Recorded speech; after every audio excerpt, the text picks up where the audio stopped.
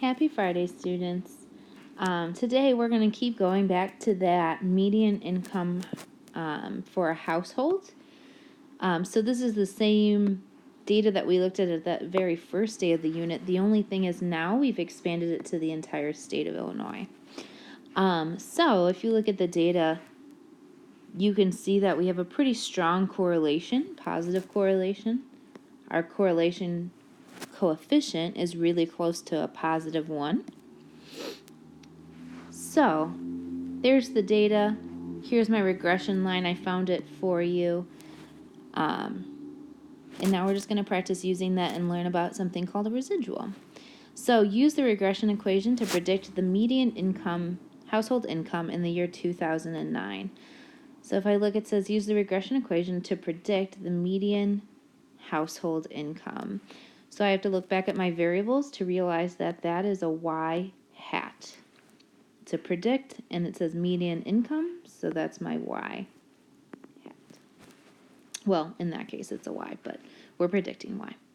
In the year 2009, and that's going to be an x value, but we have to be careful because it says x is years since 2008. So if I think about it being 2009, it has been 1 year. So I'm going to take that and substitute 1 into my equation. So 1.251, oof, that 5 was kind of nasty. 1 plus 50.688. And one thing that I noticed on your homework checks from yesterday is that you guys really struggled with, after doing this, you want to make sure that you put it back into words, because one of the biggest words that's important in this unit is a prediction. So I got 51.939. So what does that mean? It means that the median income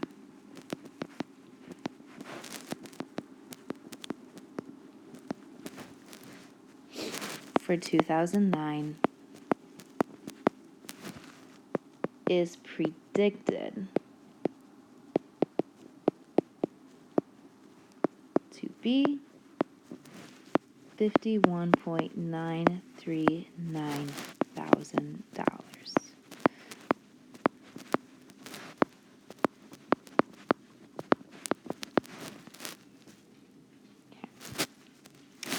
But you probably noticed when I asked this, there was already information about 2009. So there is data from the year 2009. Did our regression line over or underestimate the median income household? And explain how you know. So if I look, the median income for 2009, we predicted it to be $51.939 thousand.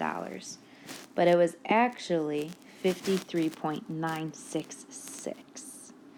So, since my prediction is lower than what actually happened, we underestimated.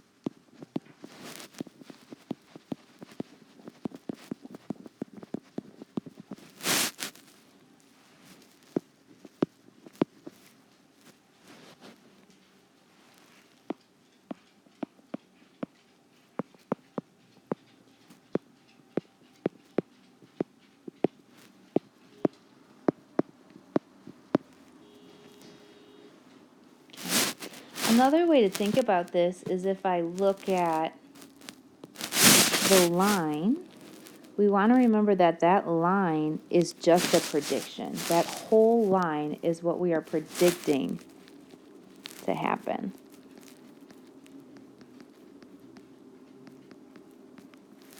So if I look at that line compared to the point at 2009, The prediction, the line, is lower, meaning it underestimated.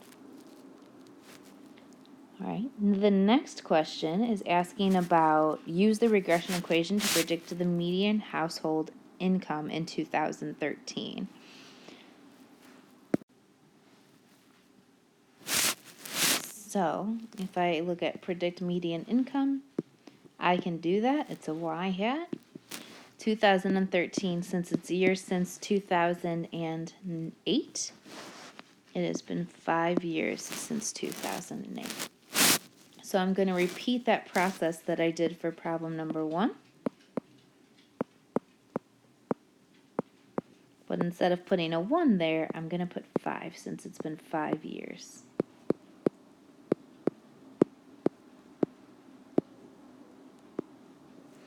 Again, we want to practice putting that into words. So I'm going to type that into my calculator. My calculator wants to work. 0.251 times 5 plus 50.688. And we'd get 56.943. So what does that mean? In 2013, the median income is predicted to be 56.943 thousand. We want to be careful with our units because making $56.94 is a lot different than $1,000. Okay, but if we look at our actual data, we already had the data of 2013. So there's data from the year 2013. Did the regression line equation over or underestimate the median household income? And explain how you know. Well, if I look, we predicted it to be 56.93, and the actual was 56.210. So since our prediction was higher, we call that overestimating. We expected more than actually was there. So the regression line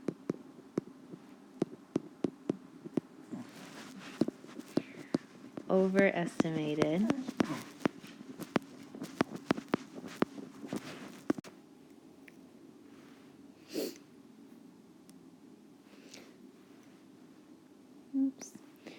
since our prediction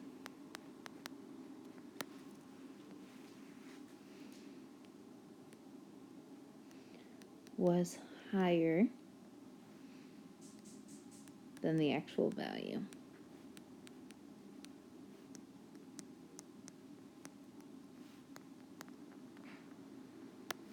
Okay, and again, we can use the same thing that we did before. If that line is really saying my prediction, and I look regarding this point, the line is physically above. So my prediction was above what actually happened. Okay.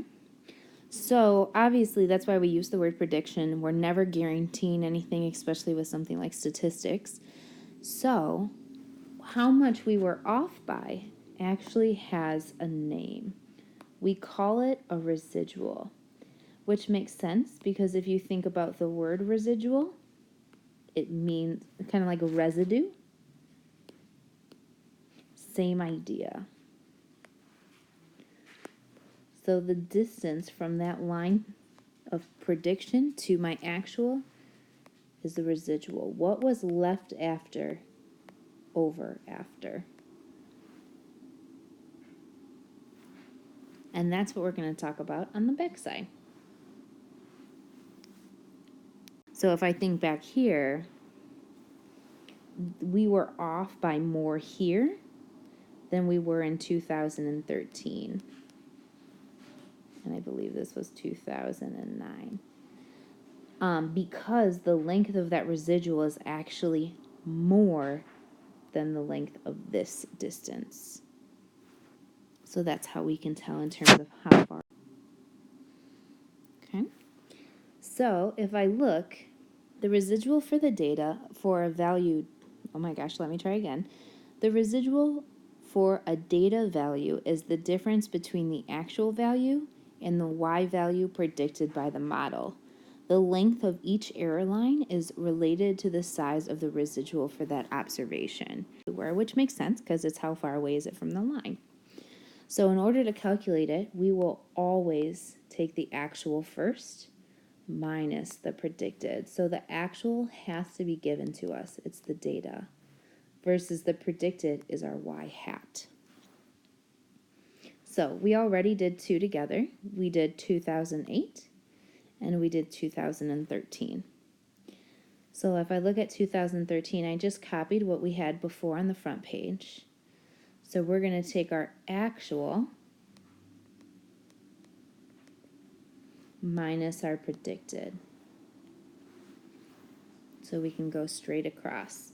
So 53.96, boom, minus our prediction, boom, tells us how far off our guess was. So we were off by 2.027 thousand dollars. Same thing here. So we found this was our actual money we made in 2013. We found our prediction. We determined that our predicted was higher. So actual minus predicted equals how much we were off by. So we overestimated by $0.733 thousand. So I'm gonna do the year since 2008. I'm gonna do x equals 2, so 2010 with you, and then I'm gonna ask you to pause the video and complete the rest of the table because it's really just practicing substituting that x in. And I know that you are capable of that. Even on a Friday, you can do it. I should have zoomed in. 0.688. Now that looks funny. Okay, so obviously I'm going to have a calculator for this. I'm going to do 1.251 times 2 plus 50.688 to find my prediction. So my prediction is actually $53.19 thousand. So did I over or underestimate that? Well, I predicted 53 and the actual was 52, so I overestimated. So I want you to make a prediction of, is this residual going to be positive or negative?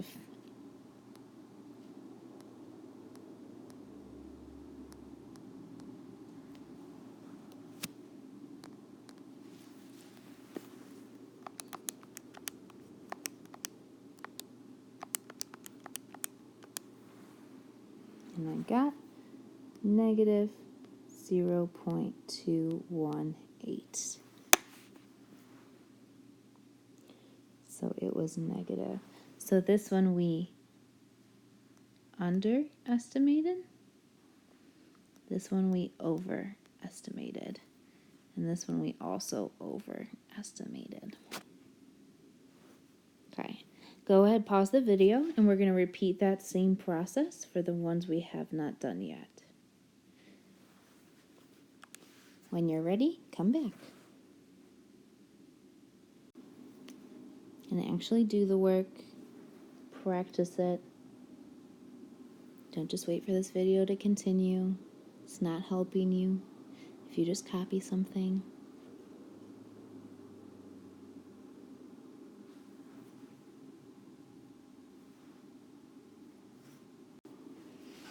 Okay, and when you're done, double check your values with mine. So if I look at each one for the year 2000, 2009, 10, 11, we expected 54,000, but we actually said 53. So that was another over prediction. Another over prediction. Another over prediction. Oh man. But then once we get to 2015, I predicted 59.445 thousand, but we actually made more. So that's an under prediction. Under prediction and under prediction. Okay. So you should notice a pattern now that every single over predicted, oops, forgot this one, has a negative residual versus every under prediction has a positive residual. Okay, remembering that our prediction line is that blue line right there. That's what we thought was going to happen. So if I look, the first point was under predicted. Then the next group of points, which is this next group of points, are all, the line is above them or over them, so it's an over prediction. And now we can graph a residual plot. Right now it might not seem like a residual plot means anything, but we will learn about next week why do we care so much about those residuals. So our y value is going to be our residual, how much was our guess off by, and then years is on the x-axis. So we're really graphing this first column, boop, and this got kind of messy, our second column. Sorry, our last column of our residual. So at 1, we're at 2.025. At 2 years, we're at negative 0.2. 3, we're at negative 1.0 or 1.207. At 4, we're negative 5.5. And we're just trying to get as close as possible. Obviously, we're not going to be that exact with those decimals. 0.7, 0.75, pretty close to 0.733. And then we went above our line to 0.1, 0.2, and then last but not least, 9 was at 1.0, so just above the 1. And that is our residual plot.